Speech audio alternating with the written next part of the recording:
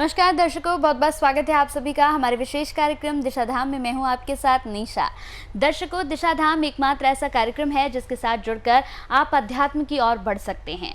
अध्यात्म की ओर बढ़ने के साथ साथ आप अपने जीवन में बदलाव की अनुभूति कर सकते हैं। अगर आपके जीवन में आपको कुछ भी मुश्किल लग रहा है, आपको लग रहा है कि बनते बनते काम अचानक से बिगड़ने लग जा रहे हैं, या फिर अभी तक तो आप बिल्कुल ठीक थे, अचानक से आपका स्वास्थ्य खराब होने लगा है, रोग आपको हर तरफ से घेर चुके हैं, या कोई भी समस्या अगर आपको लगती है कि आप जीवन से दूर करना चाहते हैं, तो आप हमारे इस कार्यक्रम से जुड़ सकते हैं। कोई भी हीलिंग कोर्स आप करना चाहते हैं तो भी आप संपर्क कर सकते हैं। चलिए इस कार्यक्रम को आगे बढ़ाते हैं। हमारे साथ स्टूडियो में मौजूद हैं गुरु माँ तपेश्वरी नंदा जी। उनका मिलकर स्वागत कर लेते हैं।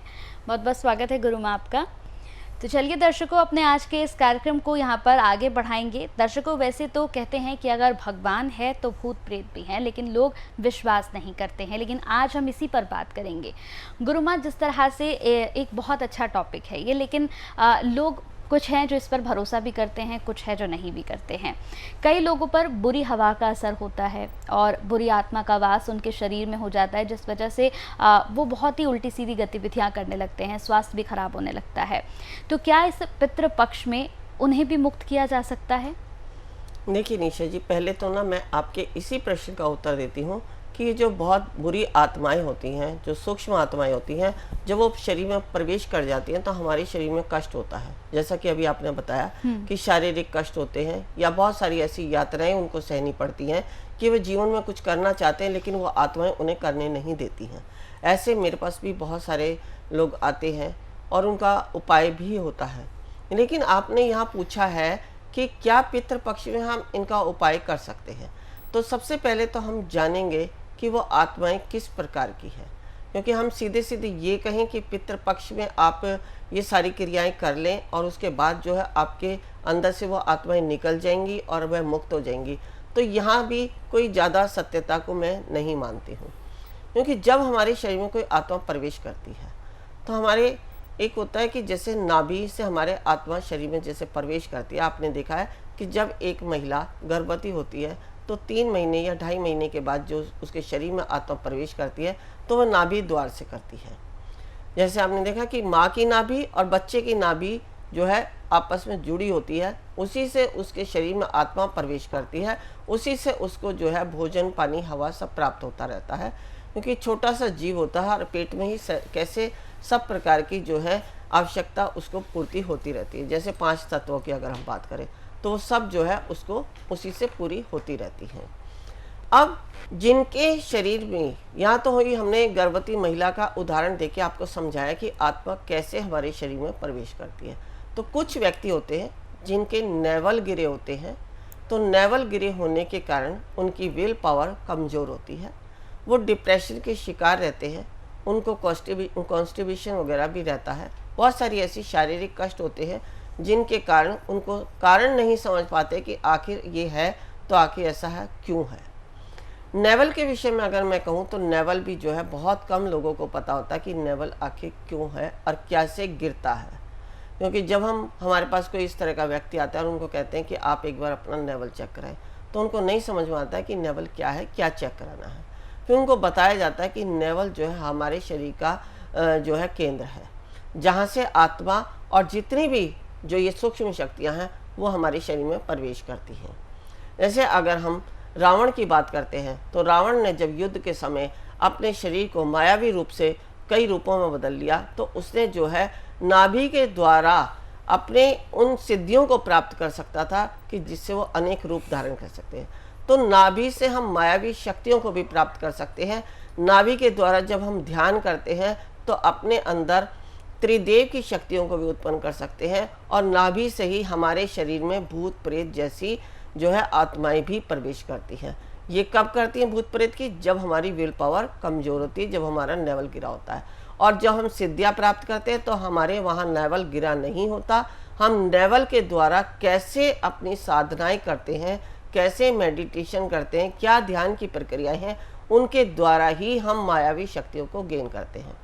जो मायावी शक्ति होती हैं वो भी सूक्ष्म होती हैं, लेकिन वो प्रेत आत्माएं या हमें दुख देने वाली नहीं होती हैं। वो हमारी सिद्धियाँ होती हैं कि उनके द्वारा हम कैसे किस प्रकार के कार्य सिद्ध कर सकते हैं। कुछ व्यक्ति होते हैं जो गलत कार्यों के लिए सिद्धियों को प्राप्त करते हैं, लेकिन कुछ होते हैं जो अच्छे कार्य के लिए सिद्धियों को प्राप्त करते हैं, तो वो भी नाभि से ही हम प्राप्त करते हैं।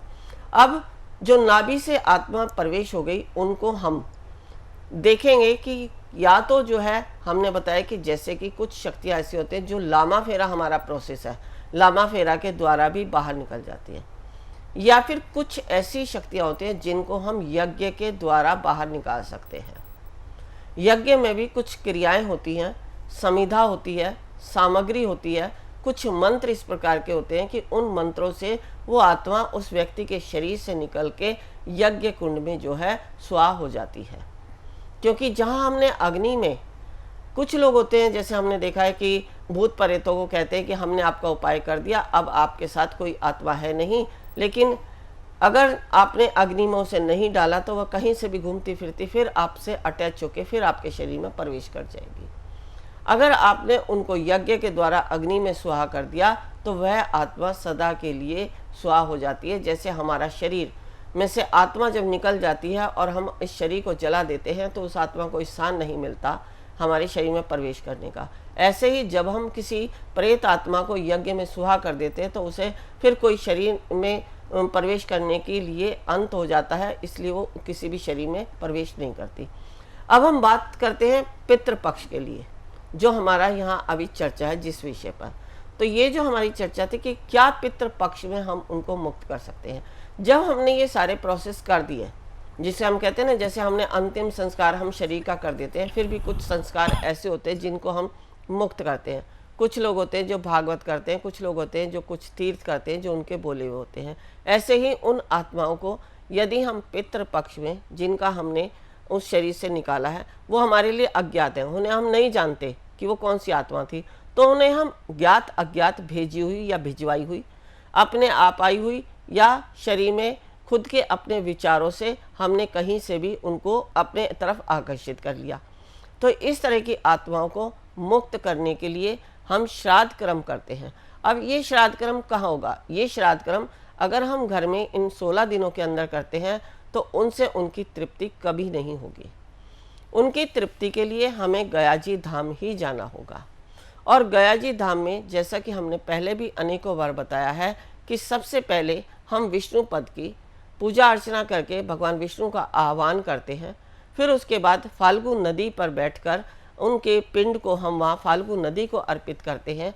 फिर उसके बाद हम पिंड, पहले हमने आह्वान किया, अब यहाँ पिंड को हम विष्णु पद मंदिर में यानी उनके चरणों में अर्पित करते हैं। अब इसके उपरांत ये हमने पहले प्रोसेस किया। अब इसके उपरांत हम जो हमने धर्मारण स्थान बताया है, जो बोध गया में है, उस स्थान पर जाके सबसे पहले हम नारायण बलि करते हैं। नारायण बलि में क्या होता है कि जो हमारे भूत प्रेत तंत्र मंत्र टोना टोटका इस तरह की जो क्रियाएं होती हैं वो नारायण बलि के द्वारा हमारी मुक्त होती हैं। अब इस प्रक्रिया के बाद हम फिर पिंडी श्राद्ध करते हैं। तो इसमें क्या होता है कि 3 प्रकार की जो होती हैं, ब्रह्मा विष्णु महेश, यानी तमस राजस और सत्व, 3 प्रकार के प्रेत होते हैं जिनको हम मुक्ति दिलाते हैं। अब हमें नहीं मालूम कि किस तरह के हैं, ये जानने के लिए हम क्या करते हैं, जैसे अगर मान लो तमस है तो वह भूत प्रेत होंगे। जैसे अगर शरीर में प्रवेश कर गए तो वह व्यक्ति बहुत सारी अनेक प्रकार की क्रियाएं करेगा, जैसा कि अभी हमारी निशा जी ने बताया कि उसका शरीर कंट्रोल से बाहर हो जाता है, वह तरह तरह की आवाज़ें निकालता है या तरह तरह की हरकतें करता है।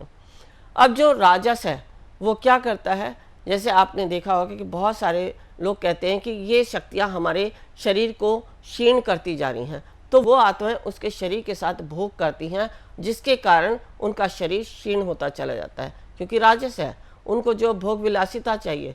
तो ये तीसरी जो है वो बहुत शांत होती हैं, जिनको हम ब्रह्म कहते हैं। इस तरह की शांत आत्माएं भी होती हैं जो हमारे शरीर में तो होती हैं लेकिन कुछ बोलती नहीं हैं, शारीरिक कष्ट देती हैं, हमारे जो हमारे कार्य हैं, जो हमारी गतिविधियां हैं, उनमें बाधाएं अवश्य डालती हैं, लेकिन वह ना दिखाई देती हैं और ना ही कभी कोई बात करती हैं। उन्हें अगर कोई व्यक्ति होते हैं कि जो बहुत प्रयास करते हैं बुलवाने का कि हम बुलवा देंगे, वो कभी कितना ही प्रयास कर ले वो कभी नहीं बोलती, तो इसलिए वो शांत होती हैं। तो 3 प्रकार की ये जो आत्माएं हैं जो सूक्ष्म हैं, जो प्रेत योनि हम कहते हैं, तो 3 प्रकार के प्रेत हैं, सत्व, तम और राजस। इन तीनों के लिए ब्रह्मा विष्णु महेश के 3 त्रिपिंडियाँ रख के हम त्रिपिंडी के द्वारा उनको मुक्त करते हैं। अब ऐसी अनेक प्रकार की जो है वहाँ विधियाँ हमारे गया जी धाम में कराई जाती है। अब इसके बाद कुछ ऐसी शक्तियाँ होती हैं जो प्रेत बनकर हमारे पीछे लगी हुई हैं। जैसे अगर आप छोटे छोटे बच्चों को भी देखेंगे तो किसी के बच्चे विकलांग हो जाते हैं या